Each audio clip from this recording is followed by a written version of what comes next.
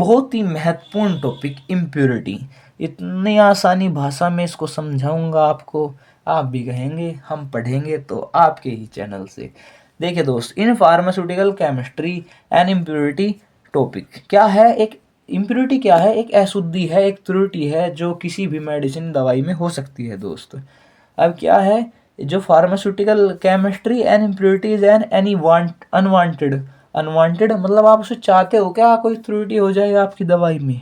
नहीं चाहते ना, तो इसलिए एक अनवांटेड या अनडिजायर्ड सब्सटेंस है जो प्रेजेंट इन ए ड्रग, जो हमारी दवाई के अंदर प्रेजेंट होता है, या pharmaceutical product along with the active ingredient which is not a part of its intended chemical composition. जो दवाई को बनाने में केमिकल यूज होते हैं या उसमें मौजूद होता है इम्प्योरिटी। इम्प्योरिटी देखिए, अब हम इम्प्योरिटी को और समझते हैं। Impurity are not intentionally added but may arise during manufacturing, processing, storage या हैंडलिंग ऑफ ड्रग्स। इम्प्योरिटी जो है ना वो कोई भी है ना, आप समझ लीजिए। देखिए, आप कोई दवाई बना रहे हैं, सोचिए आप, जो मैं कहूँगा बस आपको सोचना है, फिर आप खुद समझ जाएंगे। आप कोई दवाई बना रहे हैं दोस्त, तो आप क्या चाहोगे कि उसमें इम्प्योरिटी हो, इसमें कुछ ना कुछ त्रुटि हो? आप नहीं चाहोगे, क्योंकि कोई भी त्रुटि होगी अगर आपके काम में या आपकी दवाई में, तो आप कुछ ना कुछ वो अफेक्ट करेंगे उसकी स्टेबिलिटी। जो ड्रग की स्टेबिलिटी होगी ना उसको इफेक्ट करेगी। अर्थात जो मतलब वो 4 साल चलनी थी, अब वो 3.5 साल चल रही है दवाई, या कुछ भी मेनी कोज कर सकती है दवाई के अंदर। ऐसे ही है कि impurity are not intentionally added but may arise, ये हो सकती है। कब होती है इम्प्योरिटी? इम्प्योरिटी कोज होती है मैन्युफैक्चरिंग में, जब हम किसी दवाई को बनाते हैं। प्रोसेसिंग में, जब उसको प्रोसेसिंग करते हैं हम दवाई को। स्टोरेज में, स्टोरेज कंडीशन में, या हैंडलिंग ऑफ ड्रग्स, या हम हैंडलिंग ऑफ ड्रग्स, या मतलब जब हम ड्रग्स को इधर से उधर ले जाते हैं हैंडलिंग में, उस टाइप में भी ड्रग के अंदर इम्प्योरिटी आ जाती है। अगर हम बात करें, even small amount of impurity can affect the quality, safety and stability and therapeutic effectiveness of drug. छोटी सी भी स्मॉल अमाउंट में अगर इम्प्योरिटी होगी ड्रग के अंदर, तो कहीं ना कहीं वो ड्रग की क्वालिटी को, ड्रग की सेफ्टी को और स्टेबिलिटी को कुछ ना कुछ डैमेज जरूर करेगी, या उस पर कुछ अफेक्ट जरूर डालेगी। देखिए, अब हम बात करेंगे टाइप्स ऑफ इम्प्योरिटी की। इम्प्योरिटी के टाइप्स कितने होते हैं? देखिए, एक पहला है ऑर्गेनिक इम्प्योरिटी हो सकती है, या इनऑर्गेनिक इम्प्योरिटीज़ हो सकती है, या रेसिडुअल सॉल्वेंट्स इम्प्योरिटी हो सकती है। अब हम इनको एक एक कर कर बहुत ही एक्सप्लेन तरीके से, बहुत प्यार तरीके से समझाऊंगा मैं आपको। ऑर्गेनिक इम्प्योरिटी है क्या? Organic impurity are carbon containing substance that organize during the synthesis of a drug from starting materials, intermediates, side reaction या डिग्रेडेशन प्रोडक्ट। ऑर्गेनिक इम्प्योरिटी जो कार्बन के से कंटेनिंग जो बने होते हैं सब्सटेंस, जो कार्बन से रिलेटेड सब्सटेंस होते हैं, उनके द्वारा सिंथेसिस, जो ड्रग के, जब हम ड्रग का किसी का ड्रग का निर्माण कर रहे हैं ना, तो उसके सिंथेसिस में बनने की प्रक्रिया में जो ऑर्गेनिक कंपाउंडों के द्वारा जो इम्प्योरिटी आ जाती है, साइड रिएक्शन हो जाती है, या डिग्रेडेशन प्रोडक्ट की जो स्टेबिलिटी कम हो जाती है, वो ऑर्गेनिक इम्प्योरिटी के अंतर्गत आती है। ठीक है दोस्त, समझ गए होगे आप, आशा है। अब इनऑर्गेनिक इम्प्योरिटी, इनऑर्गेनिक ऐसे ही जैसे ऑर्गेनिक था वो इनऑर्गेनिक वाला भी है। इनऑर्गेनिक में क्या है? Inorganic impurities are non organic substance, जो नॉन ऑर्गेनिक मतलब अकार्बनिक substance that enter the drug. इसमें क्या है ना, ड्रग के अंदर ना नॉन ऑर्गेनिक अर्थात इनऑर्गेनिक, जो ऑर्गेनिक नहीं है मतलब कार्बनिक नहीं है, अकार्बनिक सब्सटेंस एंटर कर जाते हैं ड्रग के अंदर फ्रॉम रिएजेंट के, मतलब रिएजेंट हो सकते हैं, अभिकर्मक हो सकते हैं, कैटालाइस्ट हो सकते हैं, इनऑर्गेनिक साल्ट्स या हैवी मेटल्स या धातु हो सकती है, use during the manufacturing process. जब हम ड्रग को बना रहे हैं उस समय पर जो हमारे हैवी मेटल्स या इनऑर्गेनिक साल्ट, कैटलिस्ट या रिएजेंट्स हो सकते हैं, जो नॉन ऑर्गेनिक सब्सटेंस के थ्रू इनऑर्गेनिक इम्प्योरिटी को फॉर्म करते हैं। समझ गए होगे दोस्त आप। अब हम तीसरा समझते हैं। Residual solvents are volatile organic liquids used during the manufacturing of pharmaceutical products that are not completely removed and remain in small quantities in the final product. यह एक सोलवेंट होता है जो हमारे लिक्विड को बनाने में मदद करता है, ऑर्गेनिक लिक्विड होता है सॉरी, जो हमारे दवाई को बनाने में मदद करता है, और जो ये है ना फाइनल आखिर में जब प्रोडक्ट बन जाता है उस समय भी इसकी कुछ क्वांटिटी अगर चली जाती है हमारे फाइनल प्रोडक्ट में तो ये कोज कर देता है इम्प्योरिटी को। इसे कहते हैं हम रेजिडुअल सॉल्वेंट्स इम्प्योरिटी। अब हमें पता लग गया 3 टाइप की हमारी इम्प्योरिटी हो गई, ऑर्गेनिक हो गई, इनऑर्गेनिक हो गई, रेसिडुअल सॉल्वेंट्स इम्प्योरिटी हो गई। अब हम बात करेंगे सोर्स ऑफ इम्प्योरिटी। सोर्स क्या है, किसी भी चीज़ की इम्प्योरिटी हो रही है, इम्प्योरिटी हो कहाँ से रही है या कैसे होती है, इम्प्योरिटी के सोर्स क्या है, मतलब पूछते हैं ना भाई तुम्हारे पीछे सोर्स क्या है, तुम इतने बोल रहे हो, इस तरीके ना सोर्स क्या है इम्प्योरिटी के। सोर्स ऑफ इम्प्योरिटी की बात करें तो refer to the different stage या factor involve in the drug production. जब हम ड्रग को बना रहे हैं उसमें फैक्टर बहुत सारे जब फैक्टर है इन्वॉल्व होते हैं ड्रग के प्रोडक्शन में, स्टोरेज में, ड्रग को स्टोर करने में, and handling from which impurity में अराइज। इम्प्योरिटी हो सकती है हैंडलिंग में, स्टोरेज की कंडीशन में। अब हम एक एक करके सबको समझेंगे बहुत ही आसान भाषा में। सबसे पहले रॉ मटेरियल।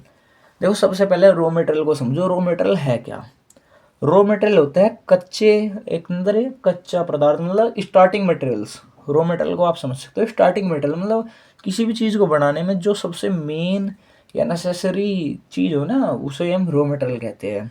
देखिए अगर रॉ मटेरियल है ना, जैसे आप को शरबत बनाना है दोस्त, अब शरबत बनाने में अगर हम यूज़ करते हैं गंदा पानी, अगर हमने गंदा पानी ही ले लिया तो वो तो भाई कोज करेगा इम्प्योरिटी को, मतलब उसमें अशुद्धि तो होनी है, उसे हम चाहे कितना ही फिल्टर कर ले। पर जब हमने शुरुआत में गंदा ही पानी ले लिया तो उसे हम फिल्टर कर भी ले तो वो तो इम्प्योरिटी को कोज करेगा ही करेगा। ऐसा ही है कि रॉ मटेरियल है ना, वे हमें अशुद्ध नहीं लेने हैं। अब समझिए इम्प्योरिटी हाउ होगी कब। इम्प्योरिटी में भी present in A raw material use from the drug synthesis. जब हम ड्रग को बनाने में इस्तेमाल करते हैं रॉ मटेरियल, मतलब जो कच्चा पदार्थ होता है ना, वो इम्प्योरिटी में भी प्रेजेंट हो सकती है रॉ मटेरियल में। During storage and transportation raw materials में become contaminated by air, moisture, dust या और माइक्रो ऑर्गेनिजम्स।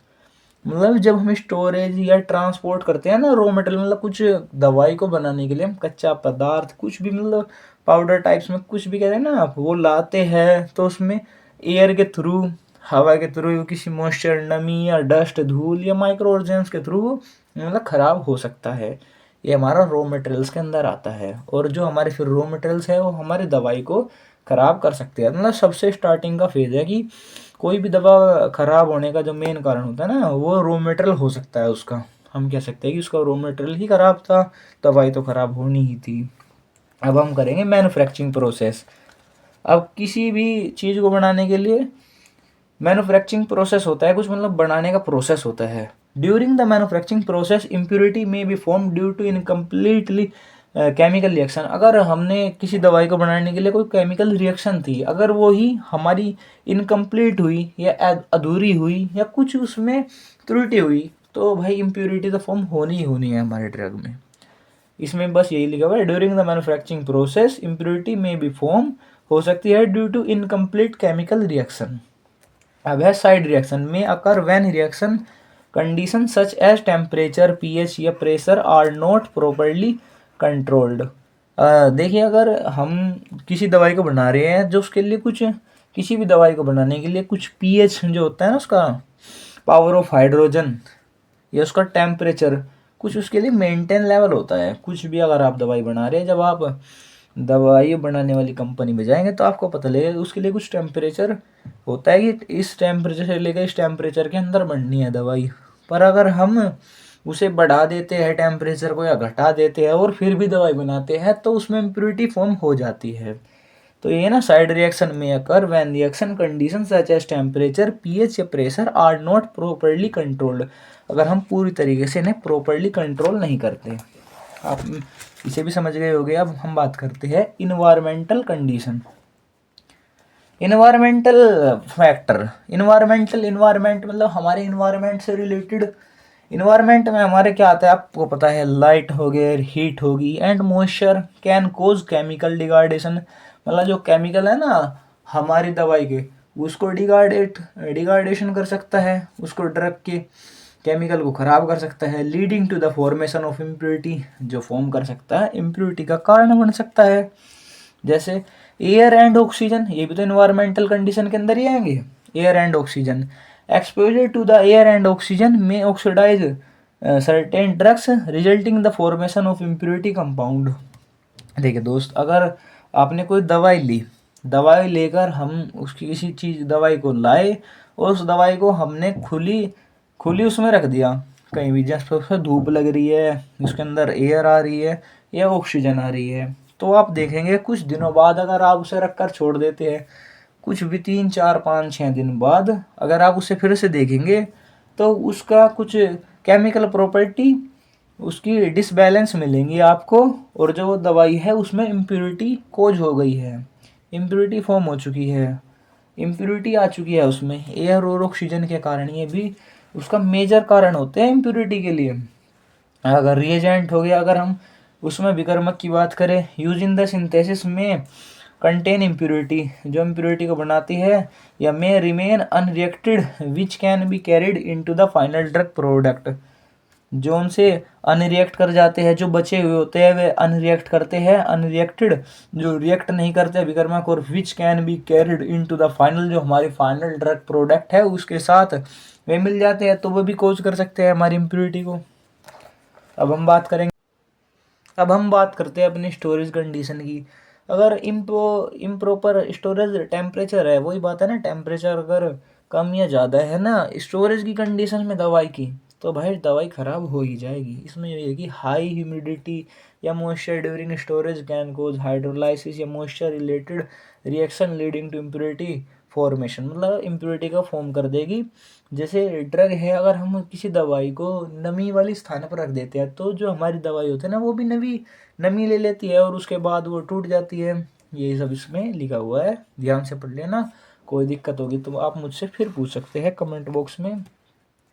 अब पैकेजिंग मटेरियल्स, किसी दवाई को हमने पैक किया और अगर हमने उसमें उसको पैक करने में लो क्वालिटी यूज़ की ना पैकेजिंग में, तो फिर भी वो नमी ले सकती है, मॉइस्चर को ग्रहण कर सकती है, या टेम्परेचर टेम्परेचर अफेक्ट कर सकता है, मॉइस्चर एंटर कर सकता है, या अलाउस एयर, या पैकेजिंग में हमने किसी दवाई को हमने पैक किया, नोट एयर टाइट अलाउस, अगर हमसे टाइट कर रहे हैं ना, आप देखा होगा आपने, बिल्कुल टाइट दवाई ना बिल्कुल टाइट आती है जो, और हमने उसे टाइट ही नहीं किया, उसमें एयर एंटर कर रही है दवाई के अंदर, अगर दवाई के अंदर एयर एंटर कर रही है ना तो भाई इम्प्योरिटी कोज होनी ही होनी है, ड्रग खराब होनी ही होनी है।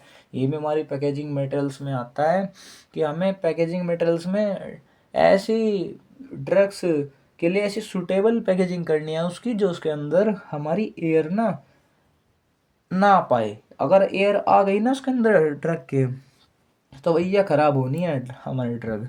इसलिए इसकी एयर टाइट कंटेनर होना चाहिए प्रॉपर। अगर नोट एयर टाइट अलाउस हो जाते हैं पैकेजिंग में, तो भैया हमारी ड्रग ख़राब हो जाएगी। आप इसको समझ गए होगे, मैं समझता हूँ।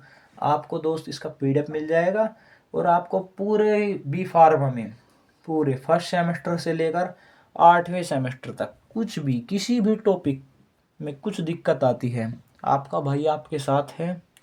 जहीं पर भी आपको वीडियो चाहिए, पर जिस भी टॉपिक पर आपको वीडियो चाहिएगी मुझे बताइए, आप कमेंट कीजिए, मैं उसी पर बहुत ही सिंपल भाषा में ऐसी वीडियो बनाऊंगा जिससे आप समझ पाएंगे। दोस्तों, अब मैं अपनी बात को यहीं पर समाप्त करना चाहूँगा, और चाहूँगा दोस्त आप मुझे सपोर्ट करें और मैं आपके लिए ऐसे ही वीडियो लाता रहूं।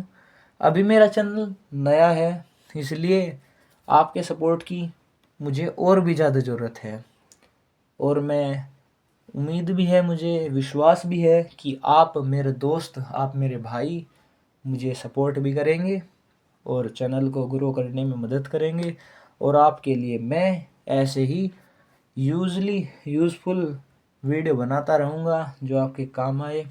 Thank you. जय हिंद, जय भारत।